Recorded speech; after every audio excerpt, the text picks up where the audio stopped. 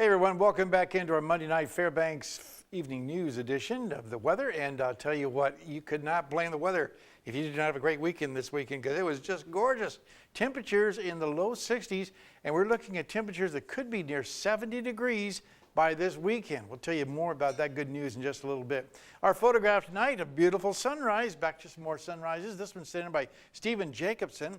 He was at the Birch Hill area and was able to capture the sun rising. Again, gorgeous colors like we always get with our sunrises here. And as always, if you have a photograph that you want to share, well, by all means, send it to me here at photos@ktbf11.com, and we'll share it with the rest of the audience. Your numbers look like this. Currently 61 degrees. That's our high today. The low last night, 36. Record high, not quite 70 degrees in 1907, and not quite 10 degrees for the record low in 1945. Sunrise and sunset. Exactly 17 hours and 30 minutes of daylight, a gain of 7 minutes from yesterday.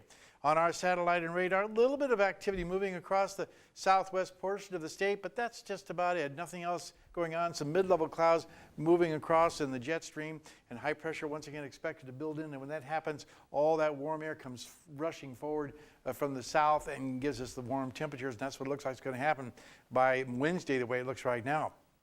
Across the rest of the state, almost 60 degrees in Juneau, and the same at Ketchikan. Nice day in Anchorage, partly cloudy skies. The only precipitation along the Aleutian Chain, where Cold Bay had 43 degrees, a little shower activity over the southwest portion of the state. Sunshine there too, and just some more scattered clouds around the Nome area. 37 degrees, not too bad. 21 at Barrow. But Fort Yukon, 55 degrees and partly cloudy skies. Very nice. Lower 48 weather looks like this.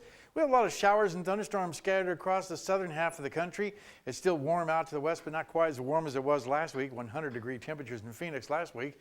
Some showers also around the Seattle area, and a little bit of activity moving across the Minneapolis area. Over the eastern half of the country, more thunderstorms over the Florida and the southern sections of the country, and over the northeast. So quite a bit of activity going on. As you can see here on the satellite and radar, lots of afternoon popcorn thunderstorms, we call them here, although some of those are bringing some very heavy rainfall to much of Texas. In fact, our next graphic will show you that we're looking at a lot of flash flooding all the way from Colorado right on down to near the San Antonio area. And this is all moving very slowly, so a lot of flooding is expected. The overall outlook for the jet stream, well, when you get a big dip like this, driving down to the south, that combined with the very hot and humid conditions out to the east, you're going to get a lot of clashing going on. That's exactly what's happening and expected to be happening later on this week, so we got to keep an eye on that. Back to Alaska for tomorrow. For the northern sections, partly cloudy skies at Barrow and Nome. A few rain showers possible in the Fort Yukon region.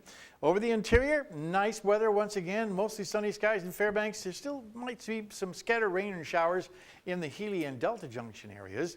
Over the southeast, not too bad. Scattered clouds over the region from Juneau to Ketchikan, and temperatures once again in the low 60s.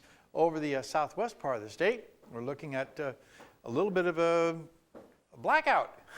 What happened here?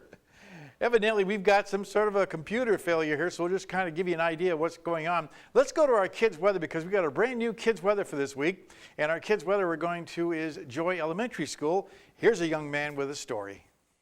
Last year, I was in Anchorage for the state baseball tournament. I was playing for Fairbanks North Stars 12-year-old team. Brian Shelley was the coach. It rained so hard that the umpire had to stop the game, and my team and the umpire stayed in the dugout. Then we had to put quick dry on the field and to soak up the water, but we still won the state championship.